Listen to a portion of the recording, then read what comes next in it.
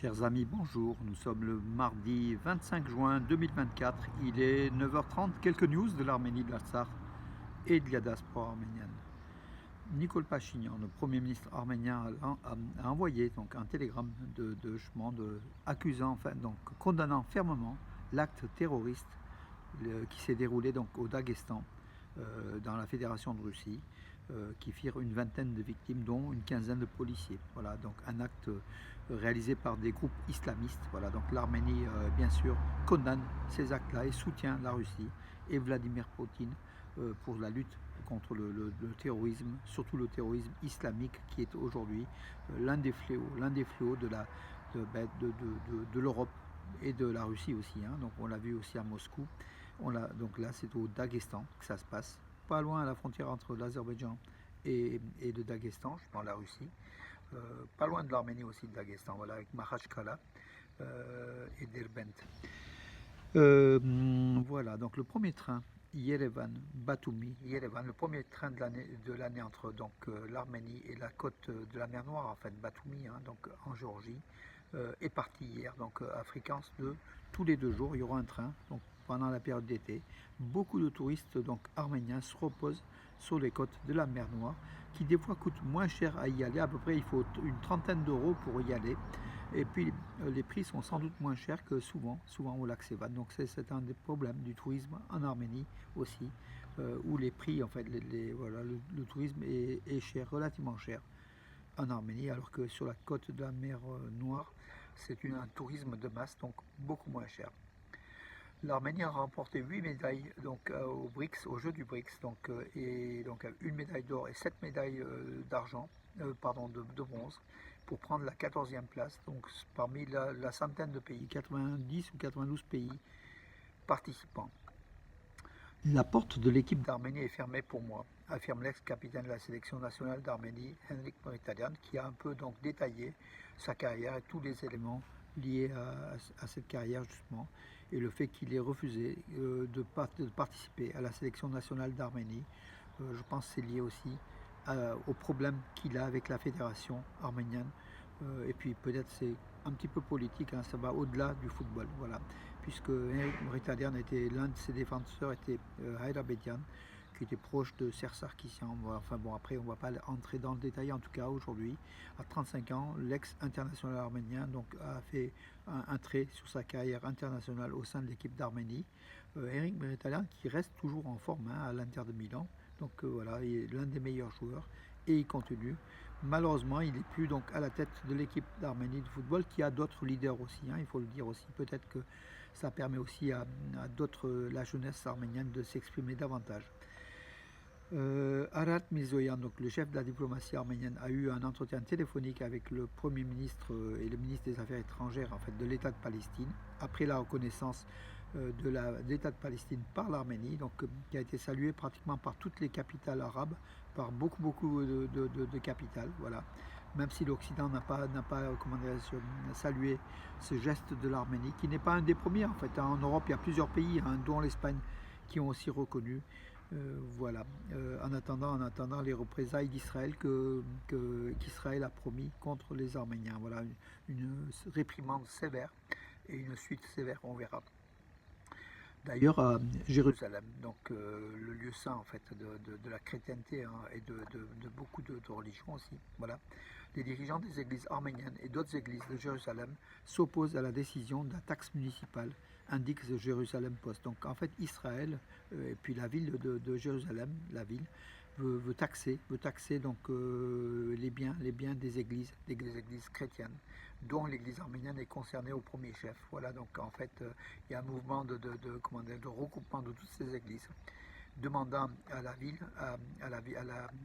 au conseil municipal de Jérusalem, de revoir sa position de taxer les biens, les appartements, les terrains, les biens appartenant aux églises chrétiennes en ce lieu saint, parce que l'argument est le fait historique. Donc jusqu'à présent, c'était une ville historiquement historique pour les chrétiens, pour la chrétienté, et jamais une taxe n'avait été opposée, n'avait été mise en place. Or, le gouvernement israélien désire taxer les communautés chrétiennes d'Israël.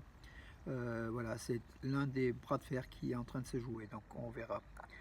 Les touristes arméniens visitant en Géorgie sont beaucoup plus nombreux que les Géorgiens qui viennent en Arménie. C'est ce qui a été suite à des statistiques, hein.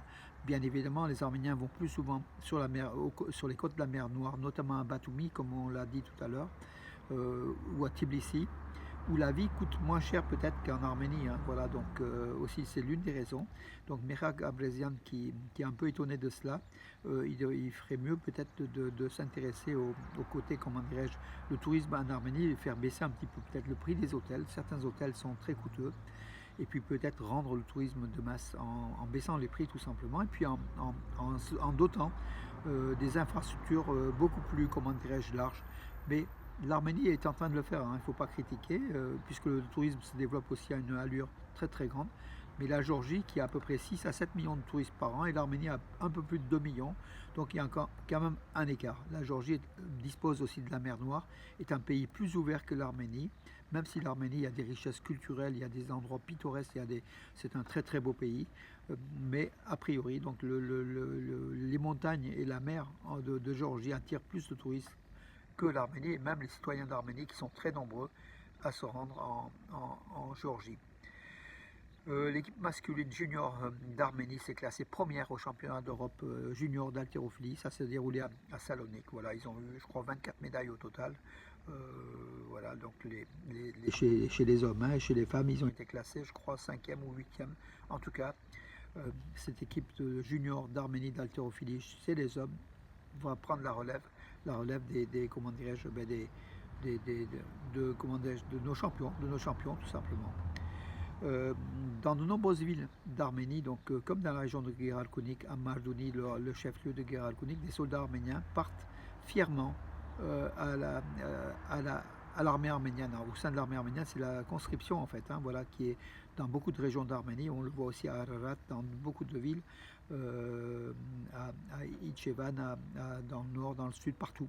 Voilà, c'est la conscription d'été. Voilà, des soldats arméniens vont pris, vont déjà dans une église souvent, sont reçus par des gouverneurs, par des maires, et en famille, avec des amis, tout ça, ils se mettent dans l'écart et puis ils partent dans leurs casernes respectives pour, comment dirais-je, pour faire leur service militaire, pour rendre service à l'Arménie, au sein de l'armée arménienne.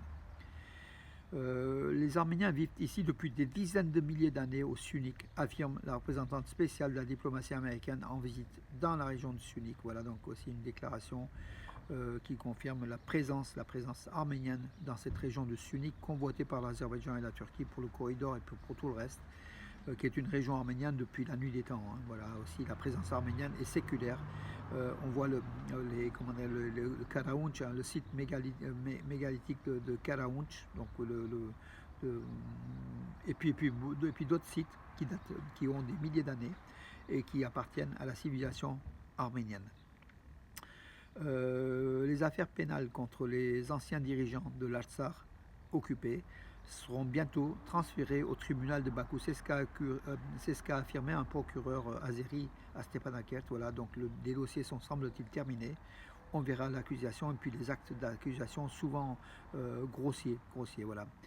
Des images satellites montrent des destructions à grande échelle du patrimoine culturel du Haut-Karabakh selon Caucasus Heritage Watch, donc avec de nombreuses images, de nombreux lieux donc, de culture, de patrimoine arménien détruits depuis l'occupation par l'Azerbaïdjan de l'Artsakh, qui est occupé depuis septembre, intégralement occupé depuis septembre dernier. Le coureur Yervan Megortchian pour l'Arménie a été vainqueur du 5000 mètres des championnats d'Europe des petits pays. Ça se passe à Gibraltar. Voilà. D'autres médailles aussi, des médailles d'argent, des médailles de bronze pour l'Arménie, pour cette équipe d'athlétisme d'Arménie, dans ces championnats d'Europe des petits pays, des pays, enfin voilà, des petits pays tout simplement, petits en matière d'athlétisme, hein, voilà, tout simplement. Que dire d'autre, mes amis? Écoutez, j'en ai terminé pour aujourd'hui. Donc les informations étaient relativement denses, comme vous l'avez vu.